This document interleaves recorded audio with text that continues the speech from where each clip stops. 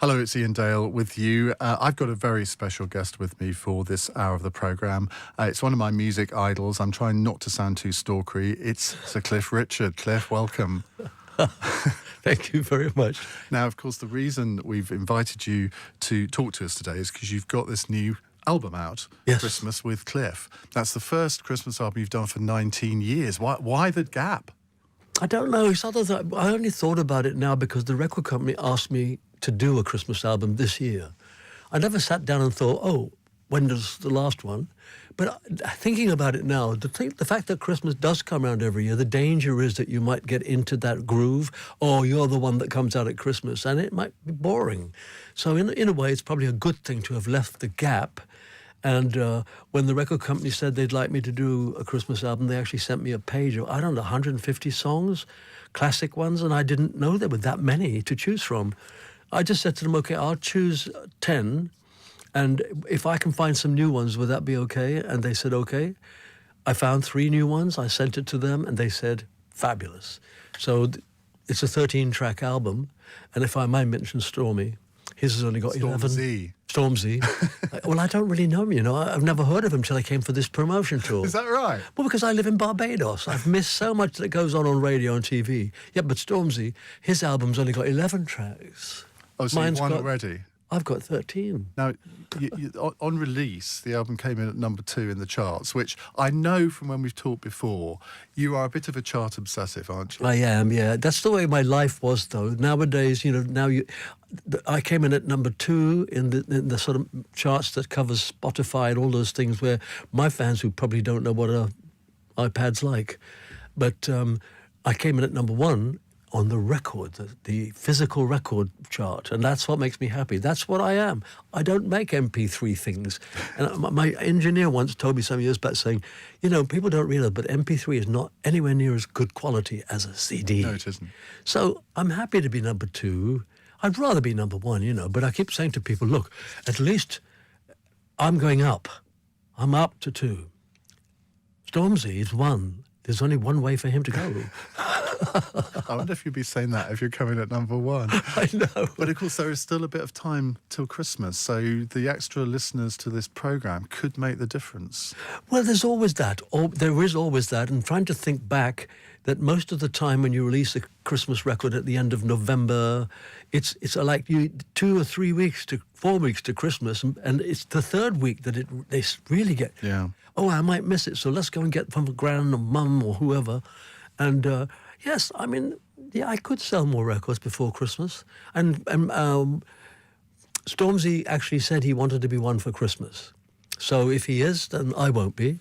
But I still hope that I sell more real records than him. Do you still, and when you're listening to music, do you still listen on vinyl, CD, or do you listen through earpods?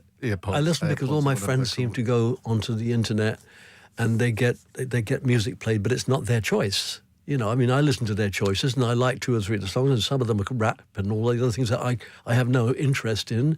So I have a CD player in Barbados, but it only holds 6 CDs.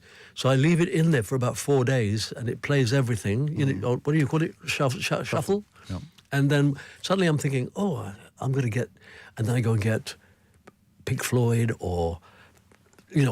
something that I like, and put another 6 in. My phone here, I've got 42,000 songs, including 1,500 of yours, and I put them on shuffle the whole time, so I never know what's going to come up. So did you go through and buy each track?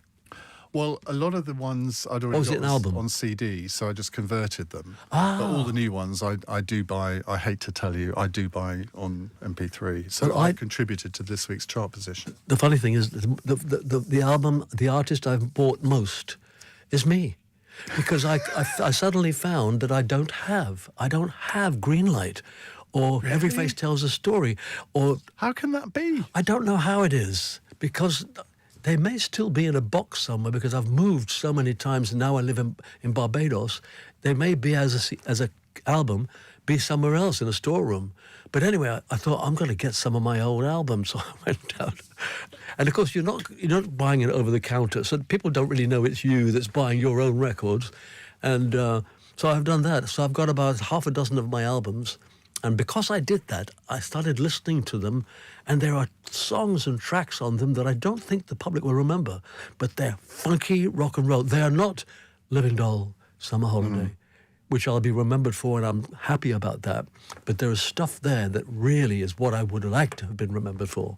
So I'm asking Warner if they would listen to the tracks that I chose and say, do you think it's worthwhile doing these? And call the album something like Cliff Richard's Set Free. This is what I'd like to have done and had hits with. I think you should do an album of Cliff remixes. Of these tracks, only about 4 need to be remixed, though. But I mean, sort of done in a different style and sort of like... Well, they did one of Wired for Sound, but I was so disappointed. It was typically of that kind of danceable stuff. Yeah. But all they ever did was put...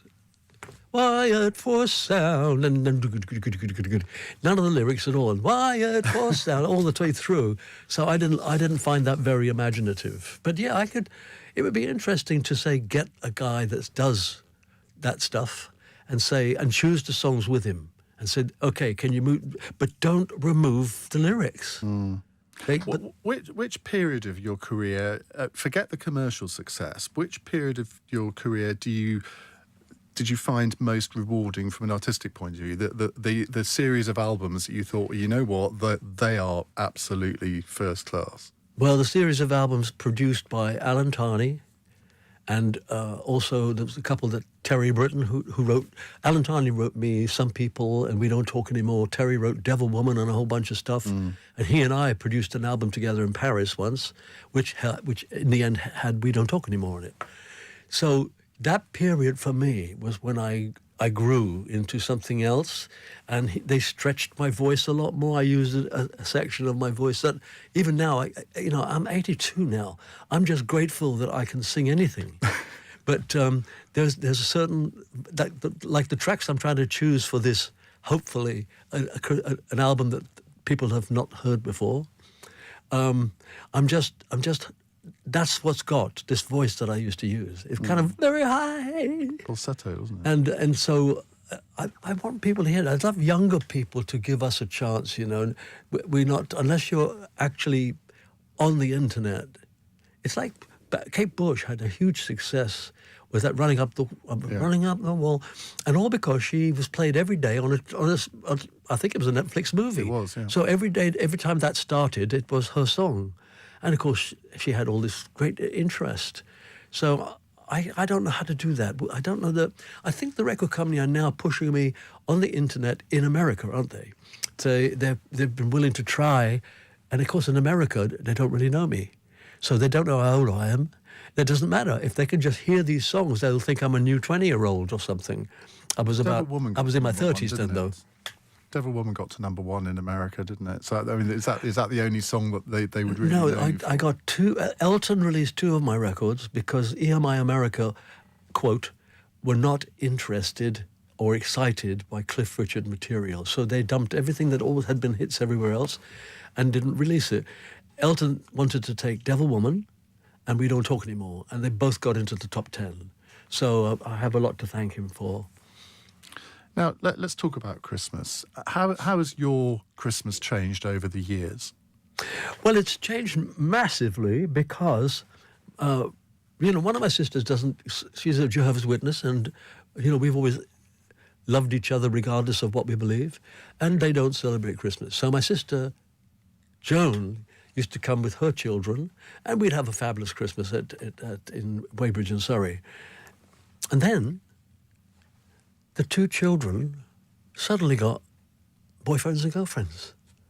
And they suddenly said, we're going to go to Fred's mum and dad and Jean's mum and dad. And so my sister rang me up in tears saying, they're not coming with us.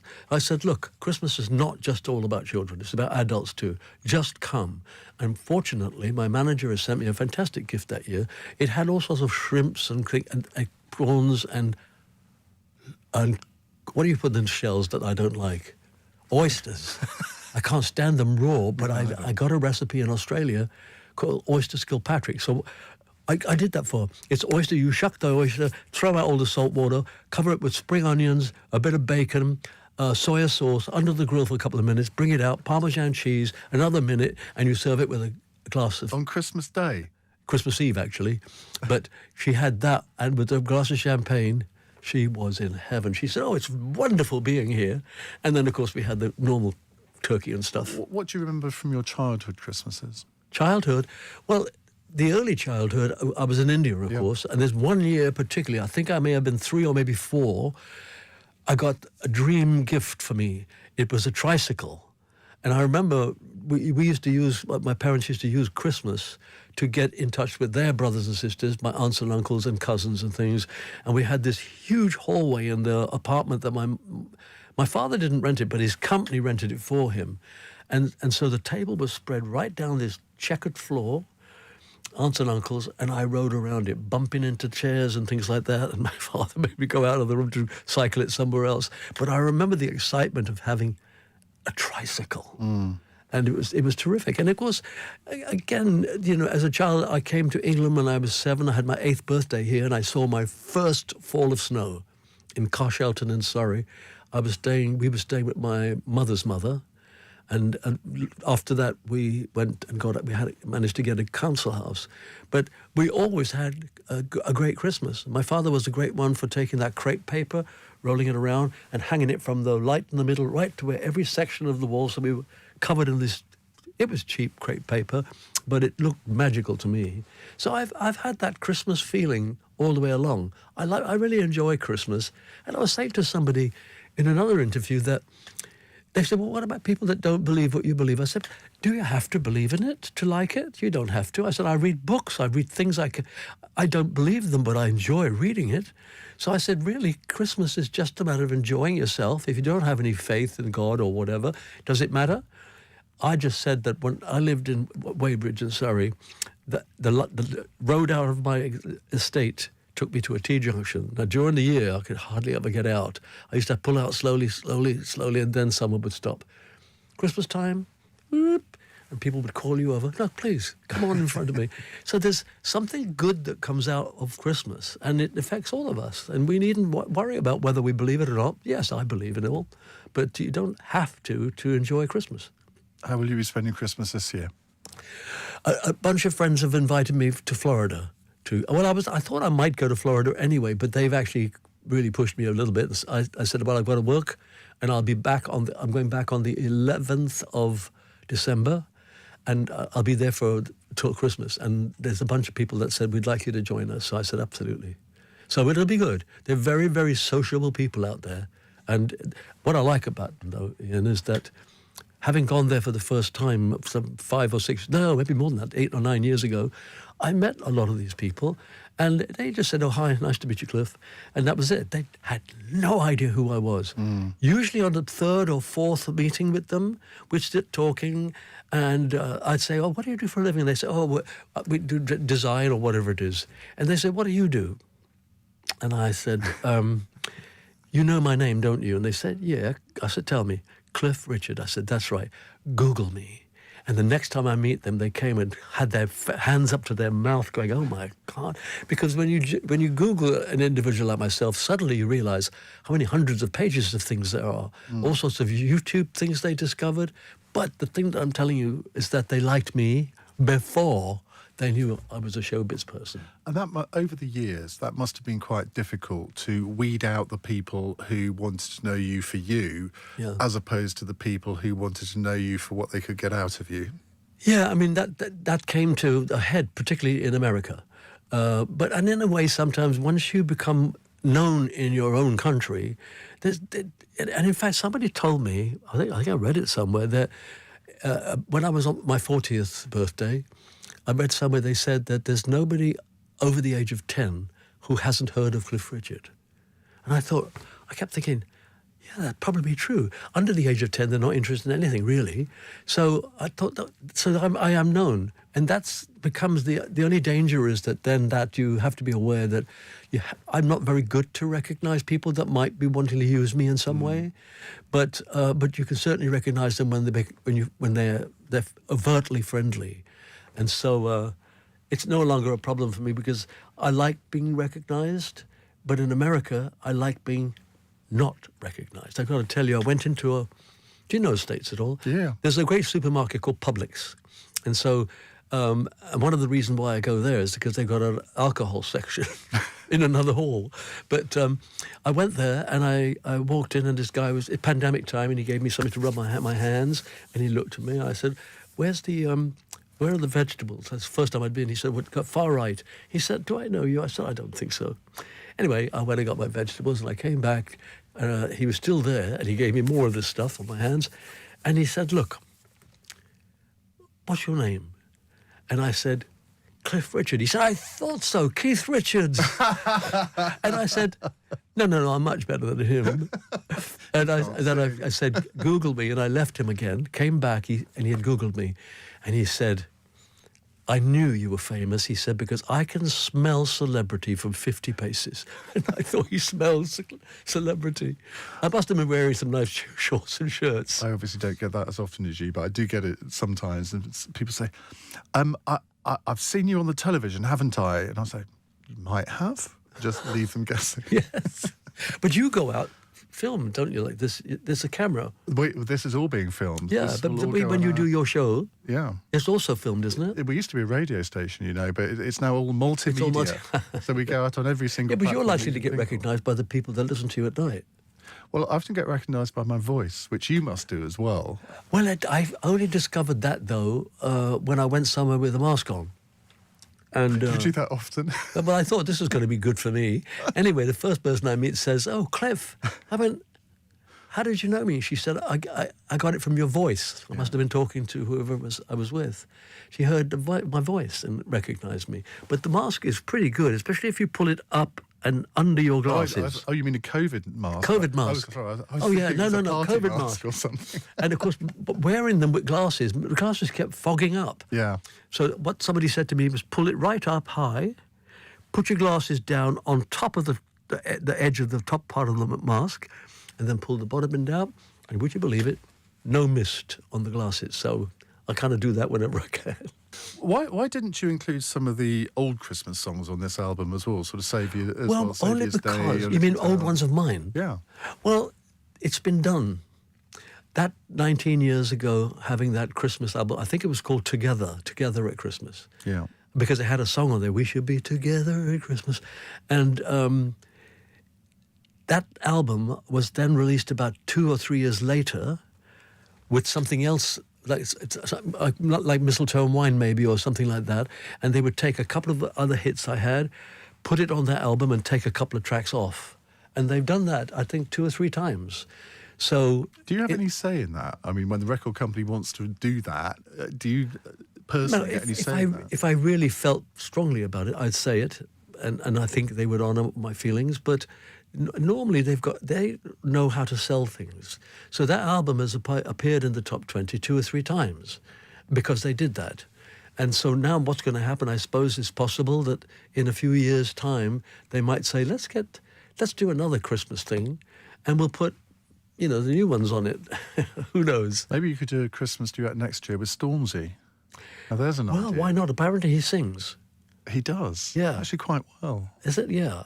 I'm going to try and listen to it. But the new album, funny, they put a new album in my hand, and I had it in an interview, and I said, this is his record. I said, all I know is that I shouldn't be here. He should be competing with other contemporary artists, and here he is having to get past me, and he did get past me further. But I did win the real record chart. That's what thrills me. I like that, because that's what I never think of making a record for on the internet, because people have to listen to it with headsets on. I want to have an album that you can play loud, and then when you got a party, you play it louder still, and it's fun, more fun that way. I don't know if you saw the story earlier this week from the ONS, who showed statistics from the census that showed that Britain is a much less Christian country than it was 10 years ago. I think 59% of people identified as Christians 10 years ago. It's now down to 46%. Does that matter? I don't think so. You can't force people to believe what you believe just because they've come from Middle East. If they're in fact worthy of being here and working well and study here, well, a lot of young people come to study because they get great education. So I think to myself, well, in a way, if we want world peace, it may not start the way we want it to finish. And so therefore we need to be available to people, and we should never be judgmental. So it doesn't bother me if someone wants to be something else. It's up to them. I only know what I believe, and I wouldn't change it for anything. But if they come to our country, I'm sure, I don't know whether I can say this, but I'm sure people from the Middle East would probably enjoy what happens, might even have a Christmas tree on the front lawn, I don't know. But in the end, for me, Christmas surpasses almost anything because the basis of it is love. Every time I have read bits of the Bible, whether it was Jesus' time or God talking to the Jews, it was always predominantly love. You have to love people. In America, they seem to have lost that a little bit, and that's coming from Christians. And there's been a big controversy about Jewish people being downed now by a famous person. And I'm thinking, and a lot of conservative Christians feel similarly about foreigners, and I'm thinking, if they're Christians, haven't they recognized that Jesus only said, love everybody, love your neighbor, and love everybody? And yet somehow they can not love. It's interesting you say that, because when I do phone-ins on sort of social issues where Christianity might have held a sort of fairly traditional view at one point, and often I come back with saying, well, don't you think Jesus wouldn't agree with what you're trying to tell me, that this is a sin, because it doesn't say anything, it's a sin in the Bible, so surely you have to think what Jesus would want. Exactly. And again, when you take Jesus' life, and especially his death, the whole says, why did he give himself to be hung on that cross? Because he loved humans, and he did it for humanity. So again, I know that people can't believe that. Maybe it's because they don't trust themselves enough in what they believe. But for me, it was like an eye-opener when I read it. And there's a phrase that helped me to become a Christian. It was, Jesus. There's this famous picture of Jesus with a lantern outside a door. And in the phrase in the Bible, it says, behold, I stand at the door and I knock, and I'll come in to anybody that welcomes me in, and I will sup with him or her. And when I read that, I thought, oh my, that's incredible, that should be offered to you. So it helped me to make my mind up that this is the way it is. Now, have I ever heard the voice of God? No. I've felt it when I've read things. In the end, when Christians say God spoke to them, they're spoken to because of what Jesus said and what the Old Testament, how God said, what he said about the world and how we should behave. And so therefore, it's a misnomer sometimes to say, I heard the voice of God, but I really mean I've heard his message.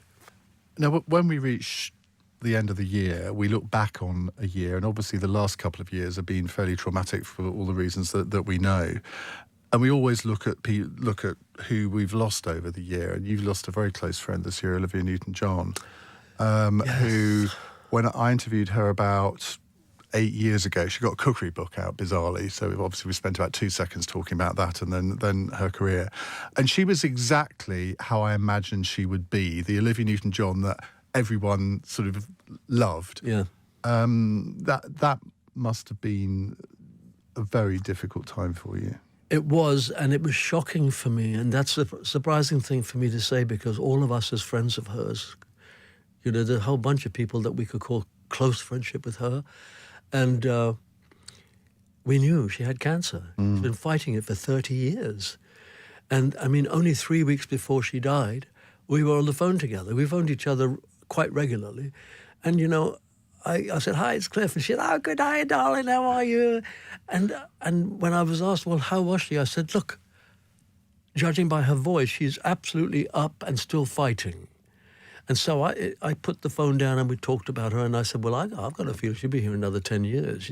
This cancer's not going to get her. And 3 weeks later, I got the message. And it was a shock to me, only because I'd been talking to her, and I'd thinking to myself, she sounds fantastic. And Tanya called me and said, oh, there's lots of TV and people want you to say something. And I said, look, I don't think I can look into a camera and talk about Olivia, not at this moment. So I wrote something down and we put it on my Facebook. I paid a tribute to her in words, in other words. And And we had a lovely photograph of us hugging on stage when she came to sing Happy Birthday before, I think, 75th birthday or something like that. And so it got me out of trouble. I was able to say what I felt, but I couldn't say it verbally. But this time now, when my TV show comes out on the 17th of December, I decided that I would do Suddenly, which is a big duet we had together. And her voice is on the track, and I sing it live. Oh, wow. And I think this fantastic. It was very... I saw the rough cut of it. How did you get to the end of that? I had tears in my eyes listening to it and watching her write. And sometimes I looked at her and she's singing this way, and it's almost as though we were standing there together. But it was my chance to pay a tribute to her, and I did it. So, just remind everyone how you first knew her, because wasn't she in a backing band for your Saturday night show on the BBC back in the early 70s? She was with a girl called Pat Farah, who wasn't Pat Farah when she came over with Olivia, because she had not married John Farah, who became Olivia's writer and producer. And most of the big hits she had, he wrote. But in the end, what happened was Pat and Olivia were a singing duo. They won a competition in Australia that said, the prize is we're going to fly you to London and you'll get a chance to sing on a big TV show.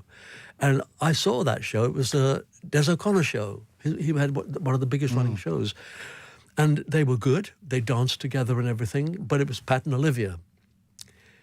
And then I found out that my manager knew her, and he started to manage the two of them, and nothing was happening. So I said, well, I'm going on tour. Why don't they come and be my backing singers? And they did. They came to all over Europe with me. They came to Japan with me. And then Olivia made If Not For You, that Bob Dylan song. And, of course, we shared the same manager. I was thrilled she'd made a record. And I had my TV series. The first one was in the early 70s. And that's when I met her. That's where she was in my backing group. And that's when I said, why don't you come on my show and sing your record? It would be the first public performance. So I can honestly say that I was the first person to introduce Olivia Newton-John to the world, because she came on my show first. Basically, you made her. You made her. Not quite. There was no doubt in my mind. First of all, she was gorgeous looking and gifted. And, of course, once she sang, she had a hit here. And then she got offers to go to the States. And she said, what do you think? Should I go? I said, Olivia, it's where records sell. This is what you have to go. So by that stage, Pat and Johnny got married. They all went off to America. And, our loss was their gain. But we kept in touch. And we still made records. When I sang for her on the film, and we did Suddenly, twice that's happened. She called me and she said, oh, good night, Cliff, how are you, darling? And then she said, I'd like to ask a favour. And I'm thinking, she's got a song or something. And then she said, I'm doing this Xanadu film called Xanadu. And she said, my co-star doesn't sing. And I'm going, yes.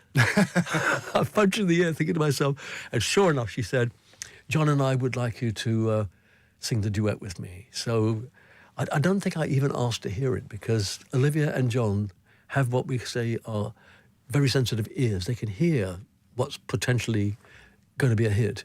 So I went over there, and the funny thing is, it was in a garage. The engineer's garage was the only place that was available. So glamorous. We recorded in the garage. Well, it was all curtained off and everything, the carpet on the floor. And the only thing that bothered us was every 5 or 10 minutes a lorry would go by. But someone was on looking out the window all the time, says, hold the tape. And once it had gone, we'd continue. You see, we all think of recording studios being incredibly glamorous, lots of flunkies sort of mopping your brow and all the rest of it, and you have to wait for a lorry. I know. But in the end, you see, it didn't... The silence was good, but when you have a lorry, it shakes everything too. So that's what held us up a little bit. But in the end, when I heard the tape, and then I thought... It's fantastic. And you know why it was fantastic? Because the duets between male and female is sometimes very difficult to get the right key so that it's good for both of us. And I said, well, I don't know about you, Olivia, but this is perfectly in my key. And she said, it's perfectly in mine. And the only time I had to go to falsetto was one note high up in the middle eight of it. That was it. Otherwise, we sang naturally. And I've sung it on stage with I had another female singer, and Olivia was not obviously here, so we sang it together a couple of times. Well, during a tour, many times. But it's a song that is just, I think, a forever classic, absolutely classic. Now, you're doing another tour next year. You're doing 6 dates at the Apollo in Hammersmith, and yes. Glasgow and Blackpool, I think, as well. How... I saw you in the Albert Hall. Was it last year or earlier this year? I can't remember. Last year. Last year I was at Albert Hall. And I took a friend of mine, who's an MP's wife, and who's a bit of a fan, and we were quite sort of up in the gods, and we both agreed that you could easily have done that show in your much younger years, and you're thinking, how does he do that at the age of 80? Because, I mean, you are very, very animated on the stage. And have your shows changed over the years in terms of what you feel that you can do in terms of the choreography? Yeah, it's changed drastically because when I came into my 70s, I was very conscious of the fact that and I've always believed that rock and roll, you can't just stand or sit and sing it. You have to have movement. And there was a time when I used to have, 8 or 10 dancers on stage. I would be choreographed. And I always say to the choreographer was an Australian, I said, I'll try and do anything you like, but I like to sing live. Yeah. So that if you could give me some steps with them and some steps back, everybody says, oh, he's dancing. But it's given me a chance to stop and take breath. Yeah. So that's what I did. But as I got older now, for instance, the last tour that you saw, what I tried to do, look, I'm 82, and I don't want to let the rock and roll world down by being somebody that's trying to pretend to be 18. So I thought, I'll just sidle across to the other side of the stage and do a quick hip shake and then sidle back. And then I did... It was a bit more than that. Well, I did a couple of things with the two of my backing vocalists are both theatrically trained, so they can play an instrument, they can dance, they can sing, they can act. And I always knew that because, sometimes when you go towards your band member and look at them, they kind of get embarrassed and sort of look away. These guys, I look at them and they look straight back at me. It's fantastic. It's like acting. And we did that. The one I liked best on that last tour was a thing called Marmaduke. Yes. That was and one of the dancers choreographed it lightly. I said, let's just do something in it. And it was fantastic to do it. And it's one of these songs that I'm going to be talking to the record company about. It's hidden away on a song called Stronger. But it wasn't on Stronger originally. It's only available on that version on iTunes. And I played Stronger, then I thought, wait a minute, track 12's in it, now it's 13, 14, 15, 16. There were about 18 tracks on this album when there were only 12 originally, and the last one was Marmaduke. I thought, I've forgotten all about this track. It's so rock and roll, it's so heavy and guitar riffs. And in fact, when I did Desert Island Discs, I kind of said, they asked me at the end, are you happy with things? I said, oh yeah, I just have one thing. I wished I could be remembered for something else as well. Yes, how can I grumble? I am going to be remembered for Living Doll, Summer Holiday, The Young Ones, all #1 hits. But I said, can you play me Joe Bonamassa, High Water Everywhere? I mean, they played it for me. And it's really this guy, high water everywhere, really screaming out. And when it was over, I said, I'd like to be remembered for something like that. So it's just one of those things. I'm no fool. I don't think if you'd said to me, okay, you can be remembered like that, you go back, start again. I like being successful, and with the help of a lot of people, I have been. Nobody does it on their own.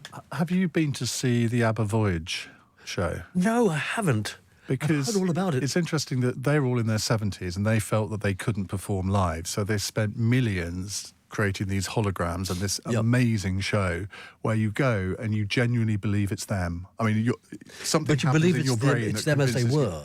From 1977, and it is the most amazing thing. And I just wonder whether we'll ever see a Cliff hologram. Well, yeah, but I wouldn't want to put myself back into time and look 18 anymore.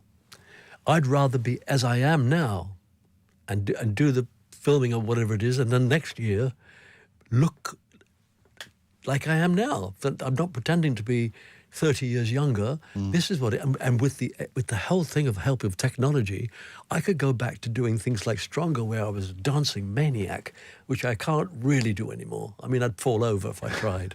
So that's the way. If the opportunity came, I would say, look, this is what I would like. I'd like people to think, oh my God, I just seen him looking like that on stage at the Albert Hall. Only he's dancing more, but it'll still be fake.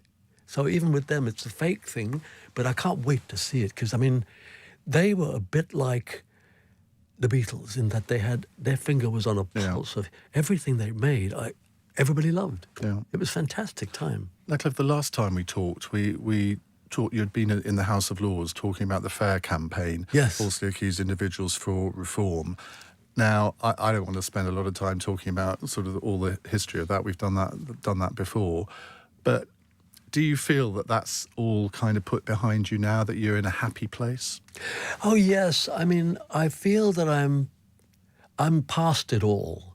But I don't think I'm ever going to forget it, you know. I still have memories of what it was like to be in bed, unable to sleep, waking up with my pulses pumping like mad, thinking I'm going to die of a heart attack. So I'll never forget that. But I think the main thing was my lawyers had said to me when I was in Portugal on a phone call, they said, we've never had a client who has 100% public support. Now, I was tempted to say, who have you worked with? But I didn't. And I thought, and that's what's helped me, really. What's helped me get past it is that I know that mostly everybody they never believed that I could do that. I don't have a background. It wasn't like Jimmy Savile, who had a background, and many other people who have a background. I never had that background. And if anybody thinks you can get away with that for 50 years, you're crazy. You could never get away. The press would have got hold of me immediately. So I just had to get past the initial upset. And then when everything seemed to balance out, I felt much more comfortable. And now I feel I'm just back to where I was. But, you know, I don't think I'll ever forget those 4 years. Well, let's finish off with a couple of quick-fire questions. What's the best Christmas present you've ever had? Well, the first one I really remember that I loved was a tricycle in India. But the other one was something simple. You know, I'd passed my driver's test and everything, so it must have been a couple of years after that. And a fan, who's no longer with us actually, sent me a little package, and I opened it up, and it was a key ring. And so I put the keys on it, and then I pressed it, and this light came on. That to me was fantastic. So many times I was 5 minutes trying to get into the car because you cannot see where the key ring goes and where the key goes. And so to me that was one of the best, and it was positively good for me because I could actually get into the car in the dark. Just had a little light. So that one I remember very well. And what is your favourite Christmas song? It's now firmly become Mary, Did You Know? Because it's actually about the Christmas birth. And the guy that wrote it, apparently, I can't remember his name. It's probably on the CD, of course. But he said he'd written it over a period of 3 years in the early 80s.